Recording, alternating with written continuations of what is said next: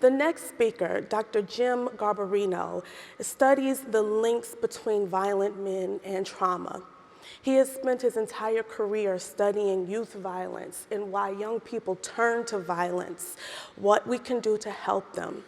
He has authored books that examine why girls have turned to violence and how to protect young people from becoming bullies, from being harassed, and from toxic behavior.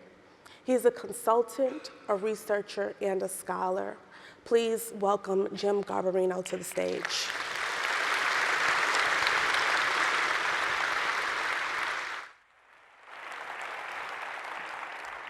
Thank you, sweetie.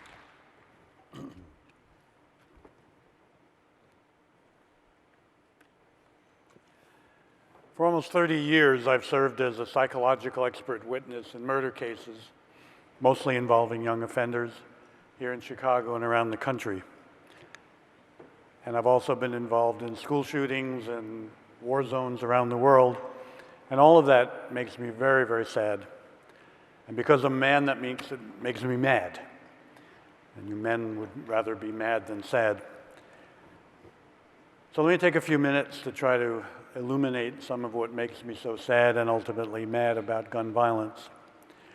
I went to graduate school at Cornell University, and my mentor was Yuri Bronfenbrenner, developmental psychologist that I'm sure many of you know. Yuri made sure that we came out of that program understanding that human development and behavior always takes place in a particular context. So much so that if you ask the question, does X cause Y, the best scientific answer is almost always, it depends. It depends on the context in which you're looking at that X-Y relationship. And this issue of gun violence and what to do about it is so deeply rooted in the context of American culture and political life that it's hard to talk about psychological interventions without first talking about that cultural context. And part of that context produces ridiculous solutions, ridiculous social policies. Let me give you just 3 examples. I was speaking in Iowa a few years ago, just after the legislature in Iowa had passed a law validating the right of blind people to carry weapons in public. Now, in my talk, I said, well, I thought this would clearly be an example of how ludicrous public policy discussions are in America about guns. But don't you know, during the break, somebody came up, a guy who was a former deputy director of the FBI, to argue with me about this. He said, well, you know, blind people can be very good weapons carriers. You know, their hearing becomes better so they can aim and shoot based on how well they hear.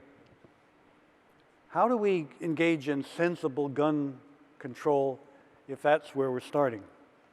Now, of course, there are a number of very dramatic interventions we could do that are clearly rooted in the data we have. For example, we talk about gun violence, but most people know that it's not gun violence, it's male gun violence. More than 90% of those who do the shooting are men or boys. So not too long ago, I was giving a speech and somebody said in the question period, can you tell us something concrete and specific we could do to reduce the level of gun violence in our community in Illinois?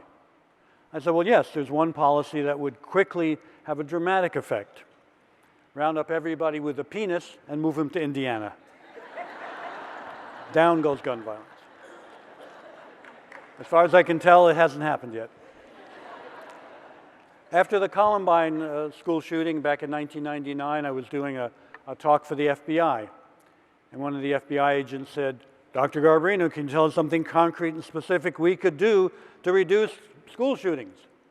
I said, yes, I can.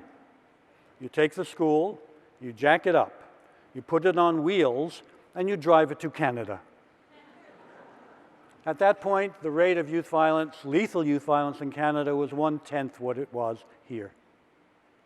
Now, I have to disclose my wife is Canadian, and so Canada becomes a solution to most of American problems. And I mean that sincerely. So if my wife asks you, you can tell her, I told you. He said it seriously. Arthur Evans said he objects to the term senseless violence. I agree. I think that allowing the term senseless violence in the public domain is a disservice and an impediment to solving the problem, because every act of violence makes sense to the perpetrator, at least at the time he does it. And that to call senseless violence the central issue is an impediment to understanding that this is a genuine human phenomenon, understood in genuine human terms. But again, it's taking place in a particular context, a context in which, as you know by now, there are more people than guns. There are more places to buy guns than there are gas stations. But think about this study. If you're a clinician, you know that about half of schizophrenics hear voices. It's called auditory hallucination. Now, because there are voices in people's heads, I don't think people thought they should take them seriously. But a team of anthropologists asked the question, what are the voices telling them? In the United States, in India, and in Ghana. Now, Ghana is a country in Northwest Africa. Since we're Americans, we don't know much about geography, so I thought I'd throw that in. I'm assuming you know where India is. And this is what they found. In the United States, 70%, 70% of the voices were telling the schizophrenic to commit an act of violence against themselves or others. 70%. In India, 20%. In India, most of the voices in people's heads were telling them to clean their houses better. Annoying, but not lethal. And in Ghana, only 10% of the voices were telling them to commit acts of violence. In Ghana, most of the voices were thought to be positive conversations with God. Now, what's mind-blowing about this is we think of schizophrenics as being disconnected from reality. And yet, American schizophrenics are tuned in enough to American culture to be getting the message of aggression and violence. It's a very, very disturbing finding. So that's part of the context in which to look at the psychology of guns and gun use, particularly among young people. And of course, guns in the hands of young people are the most dangerous guns there are. When I was in Kuwait after the first Gulf War for the United Nations, we were in danger driving around the streets of Kuwait because teenagers who had been part of the Kuwaiti resistance had automatic weapons. And one night, actually, as we drove up to a checkpoint, a very nervous 15-year-old picked up his automatic weapon to shoot it at the car that I was in with two journalists. That's always a bad problem, because we know that human brains don't mature till the mid-20s. Teenagers are particularly vulnerable to problems with executive function, making good decisions, anticipating consequences, looking to the future, and affective regulation, managing emotions. The worst possible combination is a teenager who's in a state of high arousal and thinks that he knows what he's doing, who has a gun in his hands. One of the classic studies that illuminated the psychology of gun possession and therefore gun use among teenagers was done back in the 1990s by Jeremy Shapiro and his colleagues. Now, working in Cleveland, not that different from Chicago at the time, they found 4 motivations in young people to have guns, which dramatically predicted whether they did in fact carry guns. Those who had none of these 4 motivations, less than 1% were carrying guns. Those who had all 4 of these motivations, in excess of 30% were regularly carrying guns. The first of them was an aggressive response to shame. One of the most high-risk groups in America for murder are people who can incorporate in their consciousness what is called the Southern culture of honor. The culture that says, if you disrespect me, that is such a fundamental existential threat that I must respond with aggression. And Shapiro and his colleagues found that that was one of the predictors of gun use. Now, yesterday I was in Stateville Prison, about an hour south of here, talking with a young man who committed 2 murders as a teenager. And since I knew I was going to be on this stage today, we talked about his experience with guns. And he talked about precisely this aggressive response to shame. That as a black kid, knowing the consequences of racism, as a kid whose father had disappeared, as a kid who didn't have the right clothes to school, he was constantly in a state of shame. And once he was offered a gun, he said, I stood up straight. The second thing that Shapiro found was comfort with aggression, that guns are used by people you know, that you're introduced by guns, by people you know, that you have comfort with this kind of aggression. And this boy yesterday, this young man yesterday, Jeremy, explained to me his first access to a gun was that he and his cousins were visiting their grandmother, and while the adults were all talking, his older cousins took him out, let him have a chance to fire a gun in the air. And it became the entryway to his use of guns, because this was a family matter. The third thing that Shapiro found was excitement, that guns provoke a sense of excitement in the user, in the boy, in the man. Jeremy spoke to this himself. He said, firing that gun made me feel powerful. It made me feel excited. It reinforced the gun use, and he came back to it. And the fourth thing that Shapiro found in his research was power and safety, that guns convey a sense of power and safety, that you feel secure carrying a gun, and that other people respect you for doing so. And Jeremy spoke to this himself. He was drawn into a gang by the time he was 12. He volunteered for the gang, much as a soldier might volunteer to join the army. And it gave him a sense of identity, it gave him a sense of power, and it gave him a sense of security.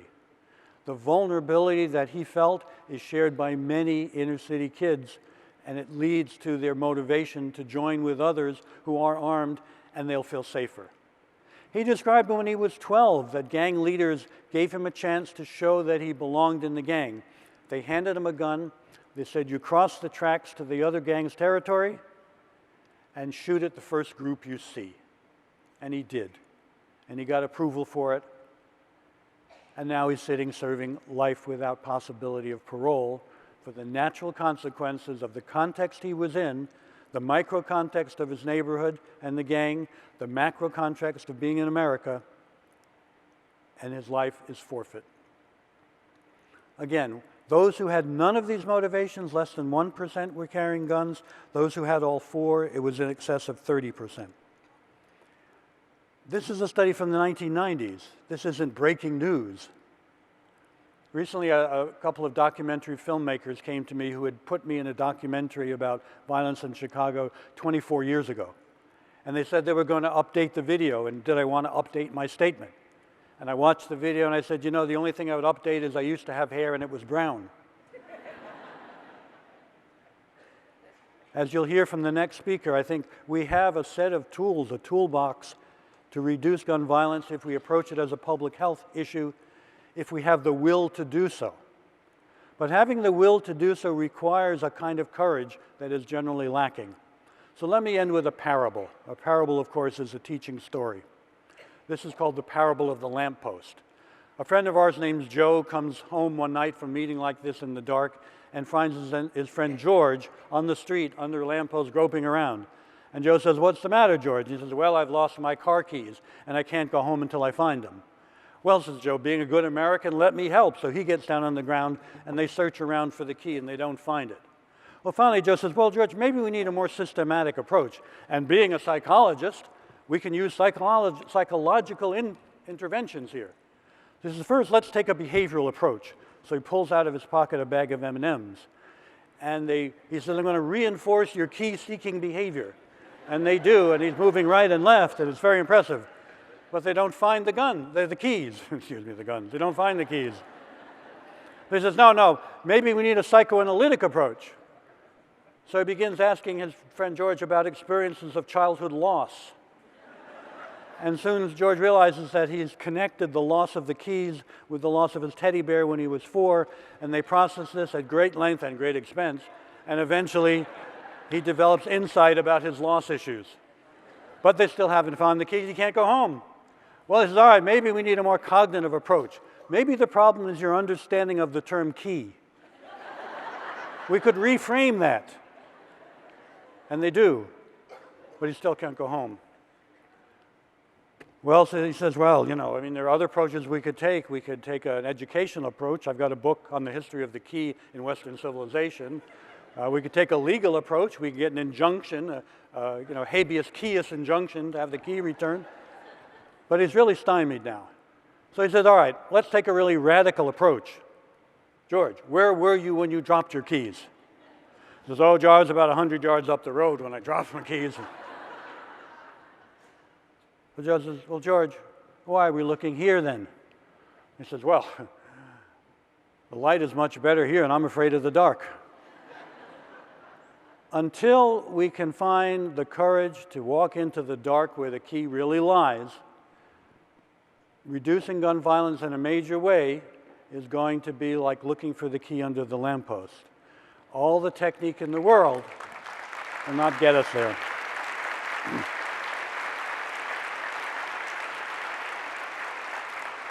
So knowing this, Joe says, George, take my hand and we will walk into the darkness together.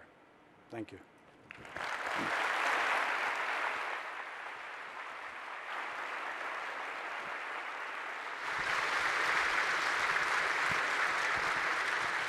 Would you like to sit? Thank you for that wonderful presentation, particularly digging into some of the seductions and the reason why young men reach for guns and want to be around weapons. I appreciate that. I have a couple questions for you that you didn't dig into that I was hoping that you could address now. In 2013, there was a shooting in Chicago at a public park. There were 13 people shot.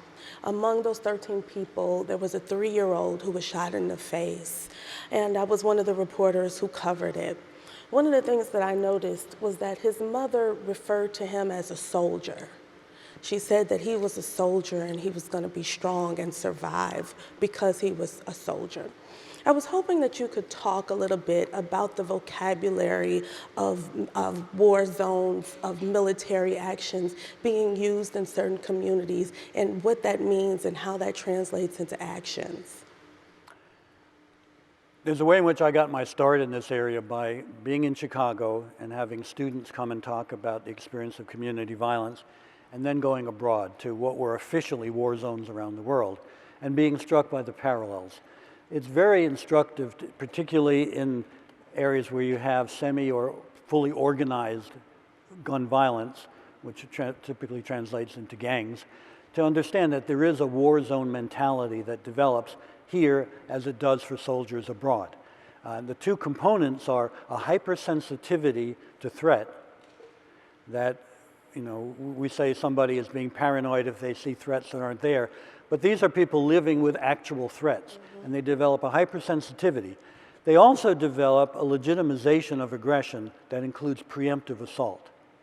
And when you combine those two things, you get this war zone mentality where, as a soldier, you are alert to see threats, perhaps even when others wouldn't, and you know and you're prepared and you are morally justified in responding to that threat, not waiting until you're the one who's a victim. So it is a war zone mentality. I remember having a conversation with Colin Powell when he was still a military officer about this. And he said, we understand that. We're training soldiers. We're disinhibiting their aggression. We're training them to be alert and prepared to kill. But we put it in the context of a chain of command and a very strong ethic about the use of your gun. We have the chain of command, but within a gang structure, it's often very antisocial rather than pro-social. This guy yesterday was telling me that it used to be, back in the old days, that women and children were off limits. He said now that is breaking down. And one of the gangs that he was connected with, one of their slogans is, "We'll kill your mama." And so the organized part of it may deteriorate. So I think it's a really serious issue, and I understand that parents have to cope with this, but to call your 3-year-old or 4-year-old a soldier is setting him on this pathway that's going to bring me to sit across from him in prison someday. So when we hear this language being used, should it serve as almost a flag, as an alert for us when we go into communities, when we're talking to parents, when we're talking to even youth that consider themselves soldiers? Well, I think that we need to recognize that one of America's dominant strategies to solving social problems is to go to war against it. The war on poverty, the war on drugs, the war on crime, the war on bullies. If we could develop a peacemaking orientation, and it's very effective in communities as it is with individuals, to make peace with violence rather than to go to war against it. Because if you go to war against it, you lead to the kind of thing that happened in the 60s. Some of you are old enough to remember a comedian, and his whole bit was that he always got things wrong. And this comedian said when Lyndon Johnson declared the war on poverty, he went out and threw a hand grenade at a beggar. Horrible joke, but speaks to the fact that the war mentality, it has no place in this peacemaking process. So we have to shift our To mentality. shift our consciousness, yes. Absolutely. Thank you so much. Thank you. Appreciate you.